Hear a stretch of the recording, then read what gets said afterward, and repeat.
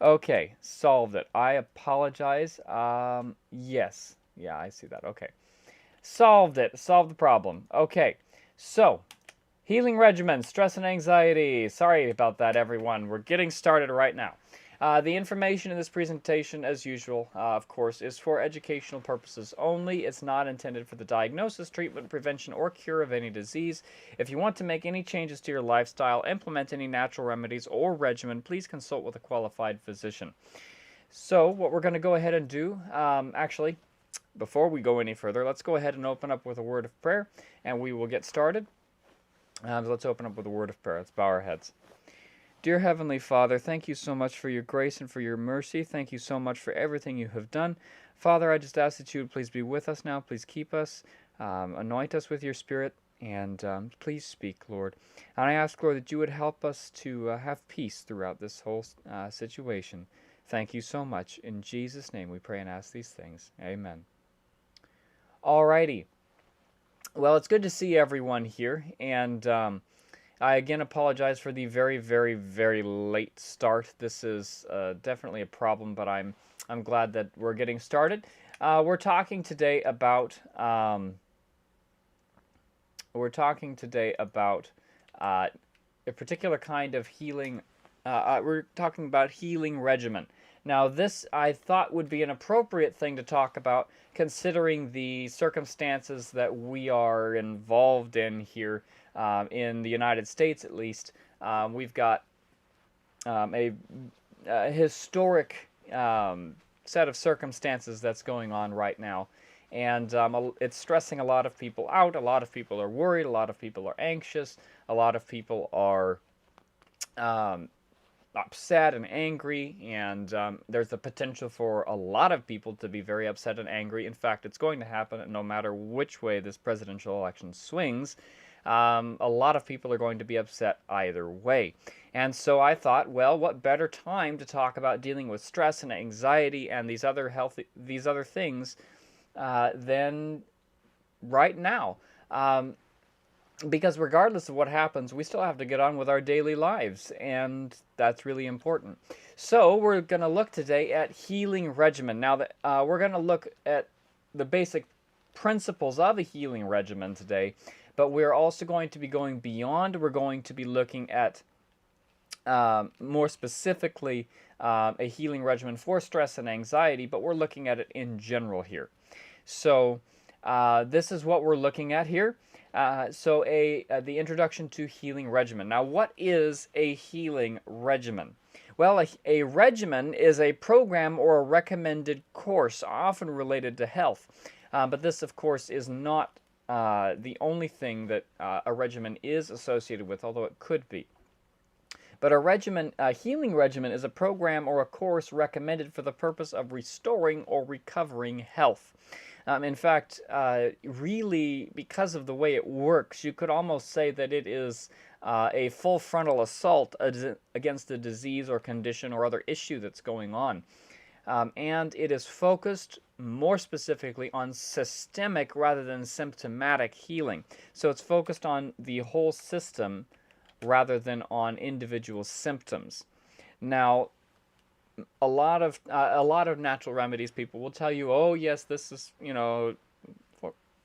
need to focus on the system, you need to do those things, and then they go and they will treat the disease as if it were a single individual or a single problem and not a systemic problem. Now, of course, granted, there are times where you need a single herb or something like that that's just really good.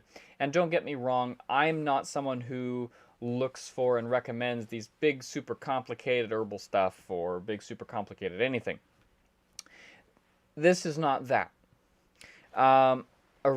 You may use multiple herbs, but you are not going to use them all in the same preparation, not all at the same time, nor all in the same way.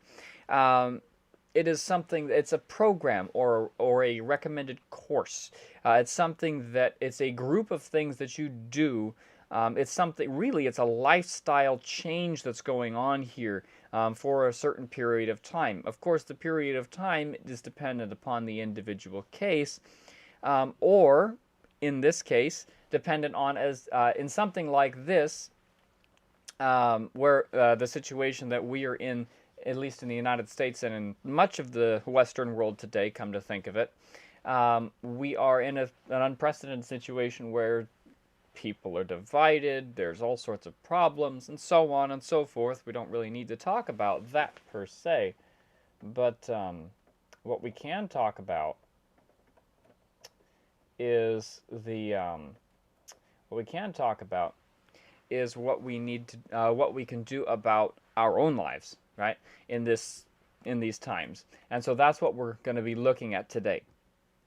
So, once again, a healing regimen, a program or a course that's recommended for the purpose of restoring or recovering health, especially systemic rather than just symptomatic healing health. Now, it actually, in this case, when it comes to healing regimen, you're going to want to use all three categories of natural remedies. These are lifestyle, herbs, and hydrotherapy or hydropathy, whatever you want to call it.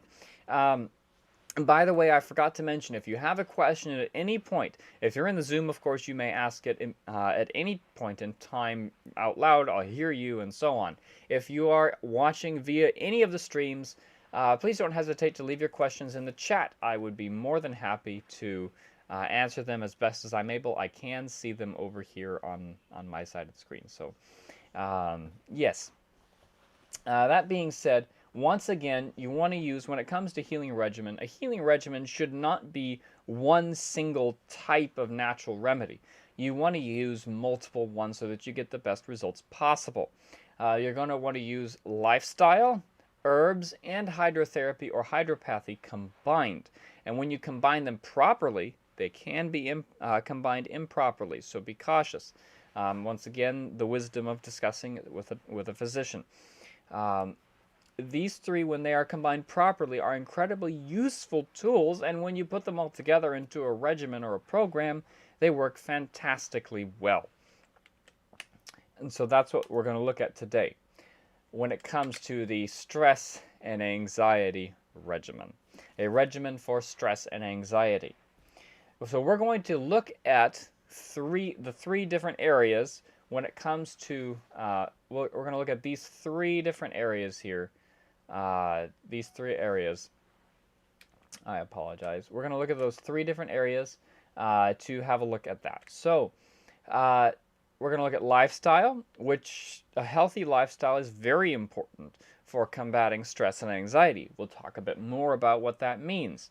We're going to look at some different herbs, nervines, tonics, and anxiolytics in particular, that can be used especially in the diet, but beyond that as well. So herbs, nervines, tonics, and anxiolytics in particular. And then hydrotherapy, we're going to look at tonic applications, and sometimes it's necessary as well to have some sedative applications. So all of these combined together are really your best bet for a regimen for anxiety and stress. Now this is a regimen. This is not one herb or one thing for this or for that. This is a program. It is a course. It is something that is generally recommended. Now, of course, the individual herbs are going to be ought to be tailored to each individual case, because not every two people are alike. And so you want to make sure that everything is done properly. So, once again, we're going to look at lifestyle, herbs, and hydrotherapy. So let's go ahead and dive right on into lifestyle. When it comes to lifestyle, you really have, the acronym that I personally like to use is RESTORED. RESTORED. Now, there are other acronyms out there that are just as useful. There is Life Start, which is a good one as well. I like Life Start. It's a really good one because they include something that another one, New Start, does not have. But they are all acronyms, Life Start, New Start, and restored. These are all acronyms that they talk about lifestyle principles that will help affect whoever and whatever it is. And they're general principles that apply to everybody. They're not principles that don't apply to this person but apply to this person, and so on. And while every individual is unique, the same basic underlying principles undergird them all. So, the acronym RESTORED goes down the list and talks about these, and we'll talk about each of them. So, the first letter in RESTORED, R, stands for rest. Now, this is the first R in here. The first R references rest, and there are three kinds of rest. There's physical rest, there's mental rest, and relational rest, and all three of these are incredibly important when it comes to dealing with stress and anxiety. In fact, some of them are straight out. They're pretty much the standard treatment for stress and anxiety, even or at least for stress, even among even among regular physicians and doctors and things like that. Without stepping into the realm of natural remedies and such that, rest is just a no-brainer, right? If you're stressed out, take a break, right? This is something that's, it's common for most people to do. You understand this. Where I work with autistic kids, let me tell you, one thing, if they get really stressed out, they get really upset, something like that, guess what we tell them to do? Hey, take a break. There's a room that we have. You can take a break. Just, there's nothing stimulating. The lights are not too bright. There's nothing that's, super overwhelming. You can just sit there and take a break. If you need someone to talk to, we can talk to you. If not, then we can wait outside until you're ready. But take a break. It's okay to step out. And this is something that, unfortunately, a lot of people don't really know how to do or what to do, or the proper way to do it. And most people don't realize that there are three kinds of rest. There's physical rest, there's mental rest, and there's relational rest. Physical rest, of course, is when you're sitting down, you're taking a break, or you're sleeping, that kind of a thing. You're not doing any physical work. Your muscles, your body is resting. But there's also mental rest, and this is especially important for people who are working desk jobs and things like that, people who work in cubicles and such, or students, people who are going to school or going to college of any sort, or indeed high school, that kind of a thing, because all that is stressful too. Mental rest involves the mind resting. Now, this is something that a lot of people will say, mindfulness, meditation. No, that's not mental rest. Mental rest is not meditation. Meditation is actually something that should engage your brain. Okay, that is something more along the lines of something you would do for physical rest. Mental rest is something more along the lines of recreation. Now, this is something where you might be doing physical work, but your brain is relaxing, your brain is resting. It's something where you're doing something, right, but your mind is not active. Just like when your body is not active, right, your mind may be going with physical rest, and that's usually the way it works. With mental rest, your mind is not working, but your body might very well be. And so mental rest would be something more along the lines of gardening or getting chores done, menial stuff like that, stuff that you can just do out of habit. You can also do, of course, things like playing music, both in terms of playing music on a phone or something like that, and actually playing a musical instrument. Those are both forms of mental rest. And the last one, relational rest. This is something that not a lot of people really talk about or really understand what it is. And this is something that the Bible refers to actually as the Sabbath rest. Now, this is a kind of rest that involves an interaction with other people and with God. Now, this is something that should really be in everyone's life, you should have at least some relational rest every day out of the week. This is some time where you're spending time alone with God, you're spending time with other people, in a way that is not, you're not straining relationships, you're not testing, you're not building, you're just having fun, you're just, being around people. Um, or in the case of needing to recharge, right, this, that kind of a thing too. So it all depends on how you get your relational energy. Okay. If it's, if you get energy by being around people, be around people. If you get energy by being alone, be alone. But however you need to do that, you do need to be around people some of the time. And so that relational aspect of things is really important. And so rest is a big component of dealing with stress and anxiety. But there's so much more than that. You also need water to drink. Plenty of water to drink I mean, it's really, really important. And so, in the cases of stress and anxiety, plenty of water. I myself drink, or try to drink one of these a day. I don't always succeed.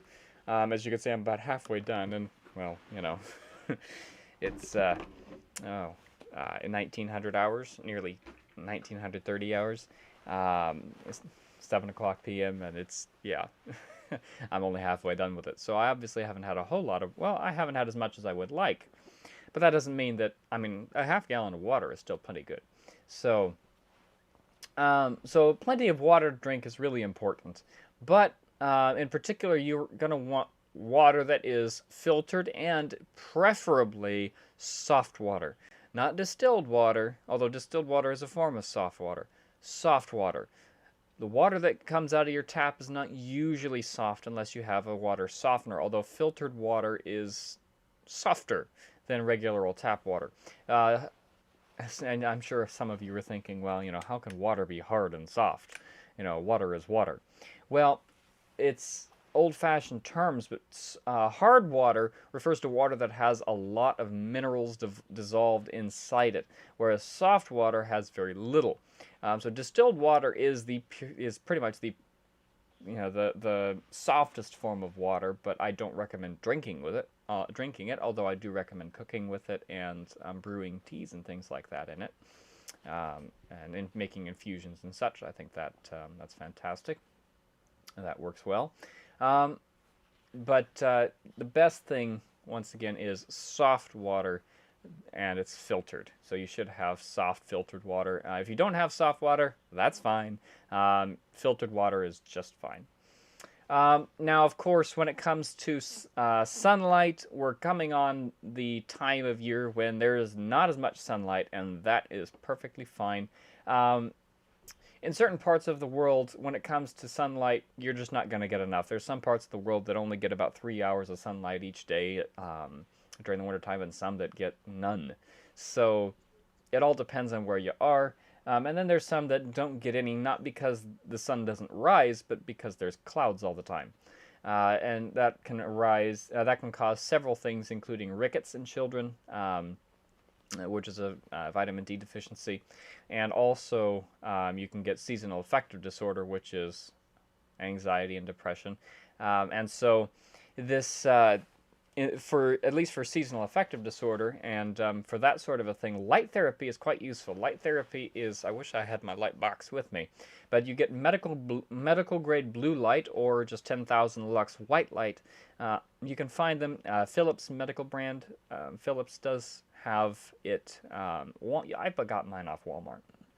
Or mine was got off Walmart. So it's, yeah, they have it. It's relatively easy to get a hold of one of those. It's very useful. The most effective time to use them is from 6 o'clock in the morning to 7 o'clock in the morning. And if you have things like early morning awakening, which is when you wake up in the middle of the night for no apparent reason, then light therapy is actually quite useful. They say that it's best if you do it from 3 o'clock in the afternoon to 4 o'clock in the afternoon, as much as you can. And early morning awakening is a symptom of depression, by the way. I mean, you need to have more than just that, but it is a symptom of depression. So people who are depressed will sometimes deal with that, and so light therapy is quite useful for that. And of course, it's also useful in helping to stave off the depression anyway, and also the anxiety. So healthy amounts of sunlight are really important. And of course, practicing temperance, which is a big thing. Temperance, of course, is balance and self-control put together. It's a really simple thing. You're balanced in good things, you're moderate in good things, and then you avoid harmful things completely, even if you like them. Now, of course, this is something that is one of the fruits of the Spirit. Can't do this on your own, but it is really important to be able to have that, and so you need to practice that. This is something that is really important. So, practicing that temperance is really, really important. Now, there's more though, because the next acronym, or the next letter in the acronym, O stands for oxygen. And so plenty of fresh air is really, really important. You need fresh air. Now, I understand where I'm from, fresh air is a rare commodity. In some parts of the world, it's really, really difficult to get access to fresh air. That's just the way things are sometimes. And so, and of course, I mean, in California for a long time, there was lots of wildfires and things like that. I recall at the beginning of this year, there were also wildfires in Australia, if anybody remembers that after the roller coaster ride of a year we've had. And the wildfires are, cause all this smoke, all this ash, everything else, and you're going to breathe all that in. So it's really important to get fresh air as much as possible. Same thing, and I don't mean canned air now. The only time that you want to get canned air instead of fresh air is when it's worse outside than it is inside. Other than that, you're going to want fresh air. Air, especially after thunderstorms or close to pine trees or eucalyptus trees. Eucalyptus trees in particular are known for purifying the air and also help you to breathe better. And on top of that, pine trees and such, well, actually all evergreen trees, they tend to put out healthy negative ionized air, which is really important. So plenty of fresh air, really good for that. It helps get that oxygen to the brain. Your brain's going to be able to function more effectively. Now, something that's really, really important that we often neglect, especially in our helter-skelter, hither-thither world, is social and spiritual activities. Now, when I say social activities, I don't mean going down to the nightclub. Okay, that is not a healthy social activity. There are healthy social activities that don't involve going down and blowing your brains out on alcohol. No, not a good thing. There are plenty of other ways to go about having social activities. There are lots of different ways. I mean, going to the park is a great way. Playing sports, things like that, non-competitive sports. And there's lots of different ways that you can do social things. You go out and do things together with a group of friends. Those are good. Although I will say, going to a movie is not a social activity because you're sitting next to other people, even if you went with them. It's not a social activity. You're not talking to the other person. You're really only spending time with the other person, but you're not interacting with them. You're not connecting with them. You're connecting with the characters on screen. So it's not really a social activity. It's a pseudo-social activity, just like video games and some other things that are pseudo-social. Social media also works for that. They are substitutes. They're not truly social activities. That does not mean that, there are some cases where video games are literally everything that somebody has. I know. I used to be one of those people. And social media is a big thing too. Sometimes the only social contact that some people have is social media. So it depends on the context and the content of the video games, right? Because there are some video games that I do endorse. Like, for example, there's video games that have literally taught people how to be better surgeons than surgeons that have been practicing for decades. Because it gives a way to practice. There's driving simulators, there's flying simulators, there's train simulators, there's all sorts of things that are not bad video games. And then, of course, there's video games that would be able to teach you Bible memorization, to be able to teach you health and things like that. Not all video games are bad. They are a tool, but there is, context to it. And so social, make time for real social contact if you at all can. And if there, I'm really, I don't have an answer for people who, I don't have any answer for people who don't have any access. There are people right now, for example, because of lockdown and quarantine and things like that, their social lives are gone. They're living on their own. They have nobody to talk to. They have nobody to interact with. They don't go out of their apartment except for essential activities, such as exercise or getting things to eat. So this is something, there's lots of people like that right now. And what do you say to this? It's a really difficult situation, and I honestly don't have an answer for that.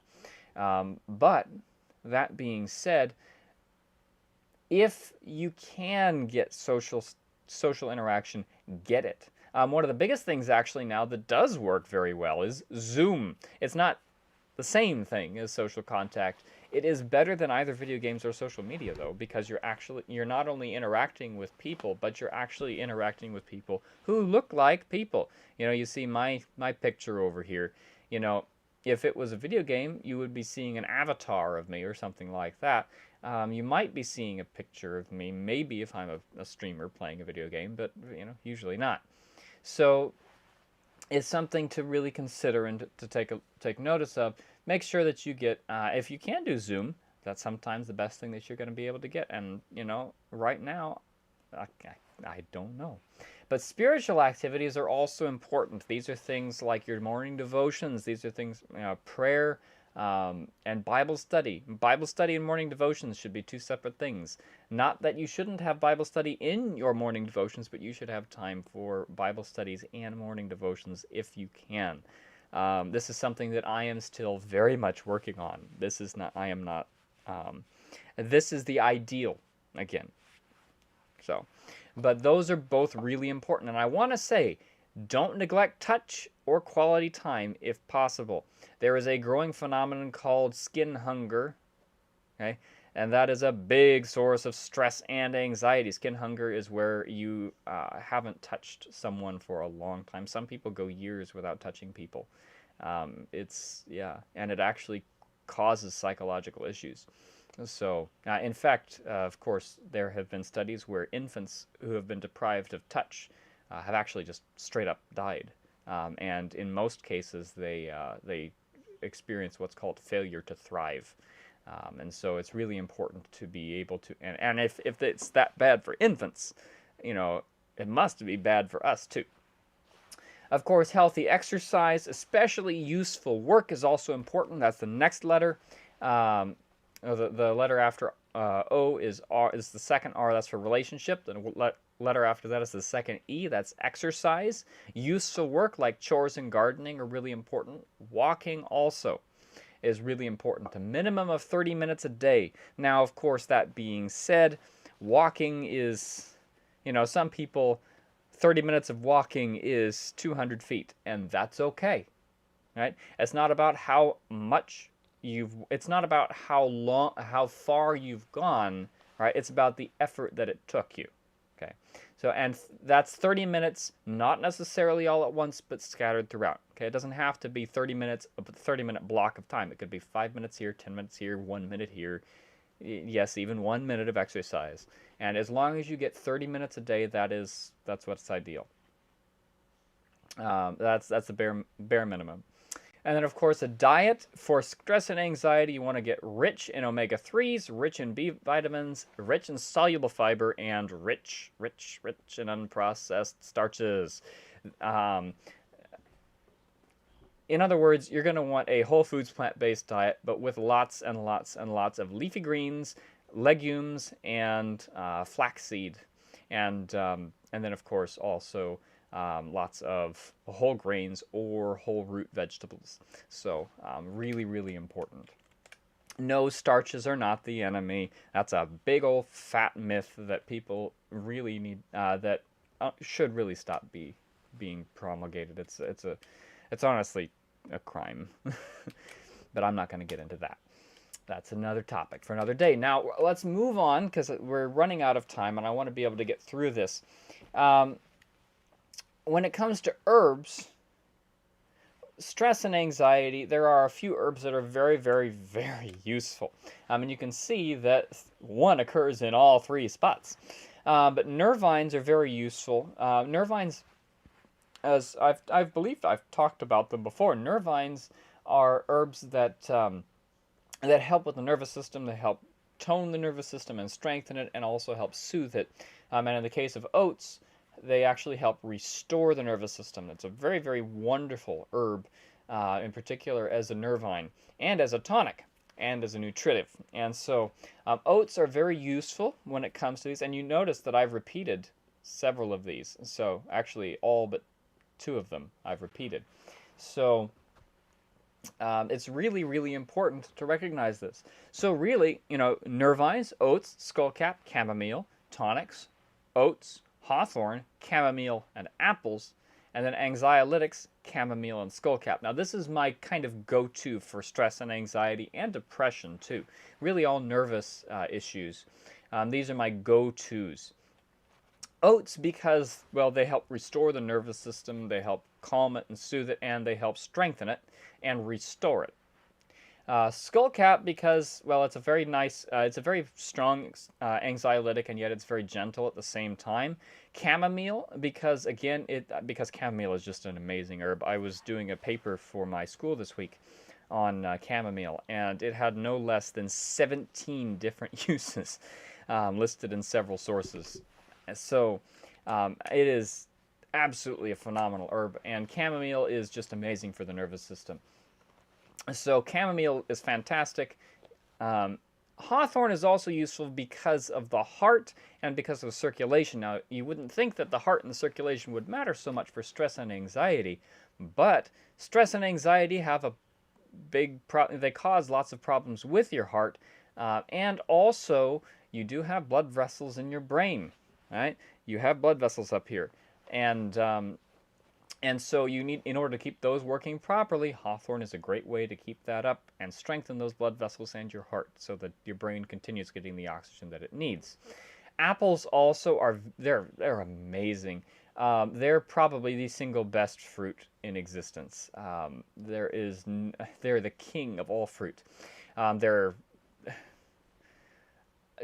could do a whole presentation on just apples. They are amazing, and they're tonics, they're stimulants, they help strengthen. They work for the nervous system the way that a cold shower does for the nervous system. Really good. And anxiolytics, chamomile and skullcap, again, those things are repeated. Those actually are really powerful with anxiety. So oats, skullcap, and chamomile. Oats, skullcap, chamomile, hawthorn, and apples. All right, that's 5 herbs. 5, okay? No more than that. You don't need 20 herbs in a preparation. You don't need 30 herbs in a preparation. You really don't need any more than this. Now, again, I want to say this is my go-to. There are other herbs that are also useful. For example, passion flower is a great anxiolytic and a nervine. You've got other tonics as well, like nettles, that are also nutritive. Dandelion, too. So there's lots of different types. I've targeted this for the nervous system in particular, but again, this is not something that you can just say, okay, this is, again, a systemic thing, and remember, there's lifestyle involved here, too. So we're looking at the system, right? There's so much more that we could look at. There's so much more that we could get involved in. We don't really have the time to do it, nor is there really a need to. But this is kind of my basic go-to for nervous issues because and it's 5 herbs. That's all. You don't need any more than that. I've seen recommendations for 20 herbs or 30 herbs sometimes in pills, sometimes in tinctures, sometimes all given individually different times throughout the day for a recommendation. Sometimes they're all in one formulation. Why? You don't even know. It's like, oh, I don't know what's wrong with my car. Okay, well, I'm going to change the gas that I put in. I'm going to change the engine. I'm going to change the tires. I'm going to, switch out the belts. I'm going to put up my, I'm going to make sure that my tires are well inflated. And I'm going to, you don't know what was wrong. Which one worked. which one was which was the answer? You don't know. So you do with just a few, and you could say, okay, well, this didn't work for me. Alrighty, well, I can switch to something else. Or, oh, hey, this works great. I don't have to do anything else. So going with the simple and just the easy way with just as few herbs as possible when incorporated into the diet. Because, I mean, look at apples and oats you can incorporate right away into your diet. Skullcap and chamomile, most people have those anyway. You can take those in, well, most people have chamomile anyway. Skullcap is pretty easy to get. And, I mean, hawthorn, pretty popular as well. Again, you can also incorporate that into your diet. Actually, you can incorporate all these into your diet. Skullcap, a little less so. But all these, other than that, all of them can go into your diet too. So, I mean, there's just so much that you can get involved with. There's not really a need to dump things in, right? As long as you keep things simple, and nature will do what nothing else can do for her. Now, when it comes to hydrotherapy, there are, and we're finishing off this tonight, here shortly. When it comes to hydrotherapy, there are a few applications that are in particular useful. There's, as I mentioned before, tonic applications and sedative applications. Now, tonic applications, these are ones that are mostly going to be cold. A contrast shower or a contrast bath, you're going to want to, are really important. That's hot and cold, back and forth. You're going to want a 1-to-1 hot to cold time ratio. So for every minute that you spend in the hot, you're going to want a minute cold, right? And it's something you're going to want as hot as possible and as cold, as hot as comfortable and as cold as comfortable. This is not, again, if you have other issues like, for example, peripheral neuropathy, something like that, be cautious. Be cautious. Yeah, be cautious on that. It's, I would definitely make it so that it was definitely warm and cool rather than hot and cold. But if you don't have those issues, then as hot as you can, as hot as is comfortable and as cold as is comfortable, back and forth 1-to-1. So again, for every minute, you should have a minute. For every minute hot, you should have a minute cold. Similarly, you should have a cold plunge bath is also an excellent thing. This is, I mean, you've probably seen it on Facebook. People jump, people in Finland do it all the time. Scientists in Antarctica do it all the time. There's a whole bunch of you see them jump into a freezing cold lake or something like that, and then they jump right on out. That's a cold plunge bath.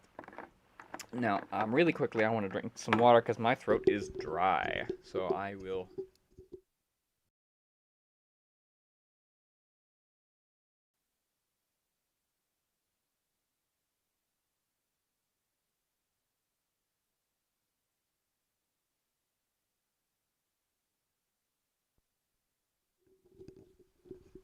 Okay. Alrighty. So, a cold plunge bath. This should be something that you jump in and you jump out pretty quickly. About 30 to 60 seconds, usually, or until you start feeling warm. When you, if you've ever jumped in a cold pool or something like that after being in a really hot thing, or if you just jump in a really cold area, you'll feel that really quickly, and then eventually, when the water starts feeling warm, even though you know it's not, you've gotten used to it. At that point, get out. Okay, so a cold plunge bath, 30 to 60 seconds, or until you start feeling warm. That's when you get out. Okay, and after that, when you dry off, make sure you don't get a chill, because that'll do the exact opposite of what you want it to do. Instead of just dry off and then rub yourself down with your hands. Get your skin nice and red. You want to make sure that you have that friction there. That's really important because that helps strengthen the reaction that you want, the tonic reaction. And similarly with the cold shower, a cold shower with friction. So while you're in the shower, again, being rubbed down. Sometimes in the old days they would rub you down with a sheet. If you want to do that, you can, but you can just use your hands. A cold shower with friction, 45 to 60 seconds. Again, these are tonic applications. They help strengthen your nervous system, strengthen your overall system. So they're really good. However, sometimes you really have situations where you've got really severe anxiety, really severe stress, and you just need to relax. Not a hot bath, I'm afraid. A hot bath is pretty much the last thing you want in this situation because you're going to be exciting your nerves, which is the problem. Your nerves are excited. So instead, you need a true sedative, which is in this case a neutral bath, which is water that's about 92 to 95 degrees Fahrenheit or about 33 to 35 degrees Celsius for anywhere from 15 to 30 minutes. And you just lay there as much as possible. It's kind of like a sensory deprivation tank. It's really what it is, or it's very similar to that. And it's a true sedative. It's fantastic. I mean, it's amazing. I've done it myself. It works fantastically well. Another thing that you can do that's really, really useful is a wet girdle. I've done this as well. This is where it's a very, very complicated. No, it's not complicated. But the wet girdle, what it is, it's where you have a towel, right? Now, in Dr. Kellogg's books, right, he talks about the wet girdle, and he has it where you have a 9-foot-long towel. Most people don't have 9-foot-long towels these days. And so what I would recommend, and what I've done, is you have 2 towels. Okay, 2 towels. One you wet in water that is tepid to the touch, so it should be slightly cool. It's not cold, right? It's just slightly cool. It's not warm, and it's not neutral, right? It's cooler than 92 to 95, but it's not like cold. It should be very slightly cool to the touch. In fact, it should be like 90 to 91 degrees Fahrenheit, that kind of a thing. Around that area. And of course, that again depends on the individual person, but even so. And this is what you're going to want. So 92 to 95 degrees for a neutral bath. The wet girdle, you're going to want a little cooler than that. Not much, but a little bit cooler than that. And what you're going to do is you're going to soak that, right? You're going to soak the towel, and then you're going to wrap it around yourself, okay? Around here, from pretty much from around here down to well, as wide as the towel is. So from about the sternum here, just from at that point, because you're wanting to cover. In fact, maybe even a little higher, up to about where your heart is. Okay, right here where you put your hand over your heart. Yeah, yeah, something like that. And you just put that on. You wrap that around, and then what you do is you take a dry towel and wrap around that with, wrap that dry towel around, and then you can secure it by tucking it in, which is the way that I've done it. You can secure it. In the old days, they had a giant safety pin that they clipped in with that. So there's different ways that you can secure it, but you secure it in some fashion, and then you go to sleep. You leave it on overnight. And Dr. Kellogg did studies on rabbits in particular, where he, because they didn't have fancy medical equipment like CT scans or MRIs, and so he had no idea how these things affected, and so what he did was he did studies on, and other hydrotherapists did this as well, other doctors did, where they actually had rabbits where they would do all sorts of things. They would remove the skull cap, and they would actually directly observe the brain of the animal.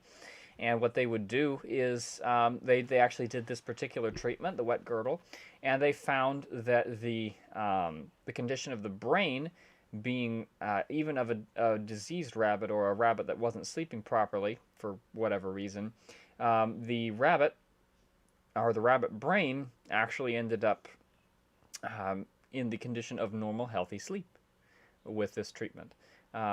And actually, even when they were not sleeping, it produced the same results as when the animal was sleeping. So very interesting, and it's all recorded in his book, but it's a very interesting thing.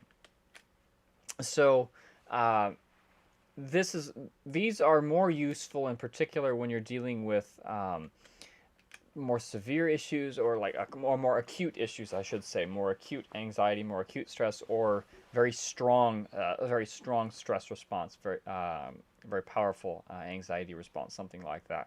Obviously, if you're having a massive panic attack, this is not really going to be the best thing. I don't know of anything that's going to immediately calm down a massive panic attack, except something that has been, except some kind of a thing that maybe a psychiatrist or a counselor has talked to you about, that, a therapist. So definitely check, get one of those out. If you have that kind of a thing, yeah, definitely talk to those people. But this is something that would help make those things less powerful over time.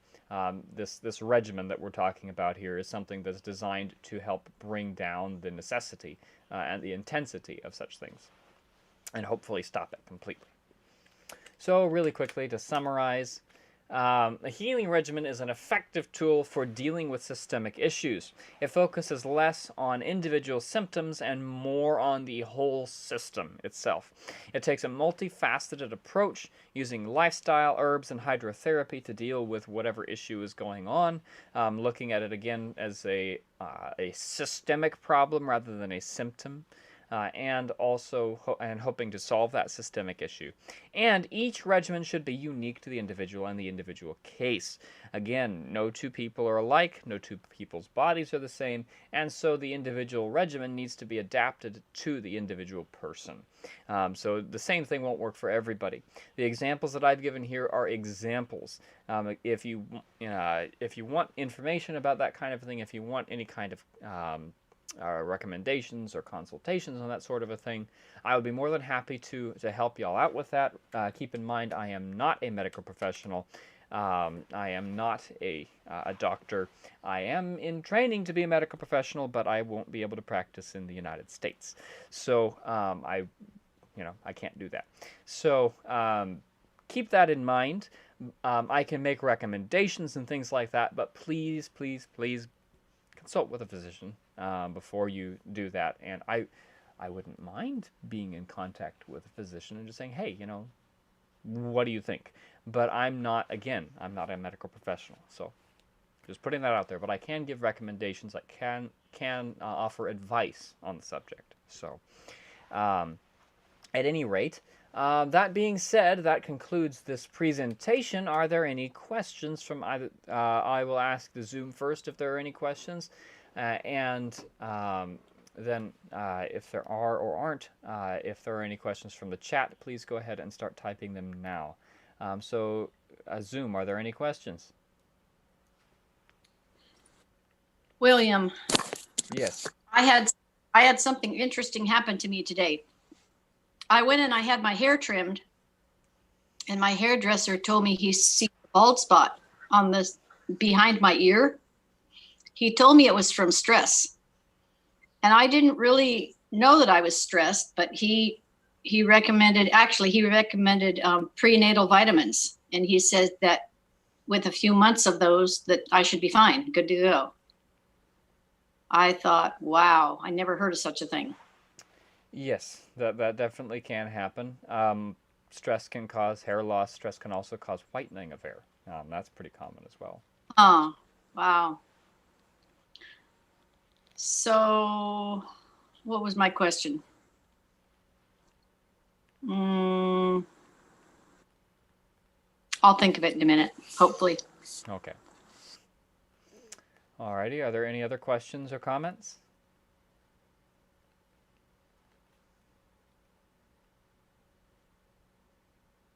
Oh, okay. So I'm seeing in the Zoom chat, anxiolytics. Anxiolytics are herbs that help deal with anxiety in particular. They're very useful in that. They help relieve anxiety in that respect. So yes, that's an anxiolytic.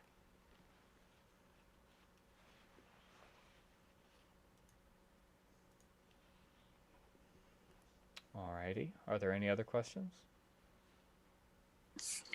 If we want to review this Zoom tonight, if we want to review it in some way, and is there another way other than Facebook? Yes, I'm on Facebook and on YouTube. The King's Bard. Yeah. Okay, I'll check it out. Thank you. Alrighty, you're welcome. And I'll see what I can do about trimming off about the first 10 minutes of trying to mess with my microphone. I again apologize for that, for those of you who were waiting on me. So I'll try and trim that off. I don't know if I can do that on Facebook, unfortunately. I'll see what I can do, but I might be able to. Anyway, alrighty, I'm not seeing any questions in the stream chat. So I think that about does it. We've been going for just about an hour now. So anyway, if there are no other questions, then we can go ahead and close out with a word of prayer. So speak now or forever hold your peace. Alrighty. So that being said, if you do have questions or you think of questions later, you can contact me on Facebook. Again, that's the King's Bard Facebook page, the King's Bard. And you may also find me on YouTube, my YouTube channel of the same name. You can contact me there as well. And if you have any questions, anything like that, if you're watching via the YouTube and you have a question, please leave it in the chat. In the chat, I'm sorry, in the comments. And of course, if you are watching the stream or if you're watching the video after it's been recorded and put on Facebook and YouTube, please, please, please like the video, share it if you're on Facebook, subscribe to my channel and hit the notification bell if you're on YouTube. I am going to be trying to, I have had a really busy couple of weeks here. We've just started bringing people back in at my work, or bringing students back at my work, and we are also, I've also had some school that I had to work on. I was hoping to do some recording. I might be able to do that later this week. So that being said, and also I want to say, do not worry about tomorrow, what it shall bring. Do not worry about what ye shall eat or what ye shall wear, is the counsel that our Lord has given us, and we must remember that. Of course, tomorrow is a big momentous day, and the next few weeks are going to be very, very interesting. And so I want to say, it is God who sets up kings and brings down kings. It is He who is in charge and He who is in control. Let's trust Him. And not just that, let's also accept whatever the circumstances that will happen. Whoever is elected, let's accept it. I counsel, the Bible speaks very plainly on the how shall I say, on in regards of dealing with leadership, and it says, "You shall not speak evil of the ruler of your people." That does not mean that we don't that we can't criticize or say, "Hey, there's some issues here. We need to have some change."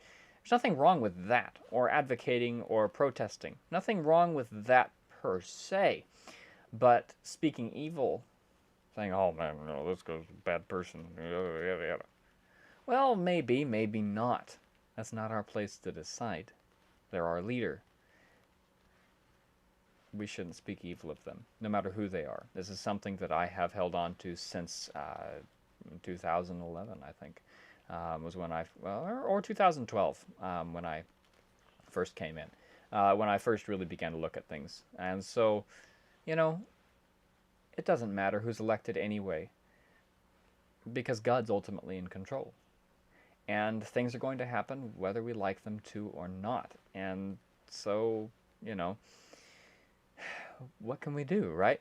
Well, let's remember whose citizens we really are. We're not citizens of the United States. We're not citizens of any other place in the world. If you're a Christian, you're a citizen of heaven. Now, that doesn't mean that we don't, that we ignore what's going on down here. But we're citizens of heaven. We're not citizens of any earthly kingdom. So let's keep that in mind as we go through this next. And, of course, with the potential civil unrest, well, not just potential, with the civil unrest that is going to happen, regardless of who's elected, there's going to be some civil unrest of some kind. And so, trust God. Many people throughout history have lived through worse, and many people throughout history have suffered through worse. Yes. And we may have to suffer, but, let's be honest, we haven't seen anything yet. So, but anyway, this presentation is designed for people who may need the help. There's no problem. There's nothing wrong with needing natural remedies to help with stress and anxiety. There's nothing unchristian about it. So that's why I decided to do this today. Anyway, I need to stop talking. It's 4 after 8 o'clock. And that being said, if there are no other questions or comments, then we can go ahead and close out. Alrighty. Let's go ahead and bow our heads for a word of prayer. Dear Heavenly Father, thank you so much once again for everything you have done. Thank you for your infinite grace and your wonderful mercy and just the gift of Jesus Christ that you've given to the world. And Lord, I know that the world is standing on a knife's edge right now, that the United States in particular is standing on a knife's edge. And I just ask, Lord, that you would please guide it, guide us. And Lord, that you would please do what you can to wake people up, whatever it is. Wake us up as individuals, Lord, and bring us to you, not as a nation, but as individuals. As a nation, well, we aren't saved in groups. Let us be able to go out and minister to people of all sorts, of all kinds. And I ask, Lord, as well, that you would please send this video out, that others would see it, and that they would share it, and that they would be ministered to by it. Thank you so much again, Lord, for everything you have done. In Jesus' precious name we pray and ask these things now. Please keep us until we should meet again. Thank you. Amen. Thank you, William. Thank you, everybody. I will see you all next week, although some of you I will see earlier than that. That being said, thank you very much. All right. And to those of you in the stream as well,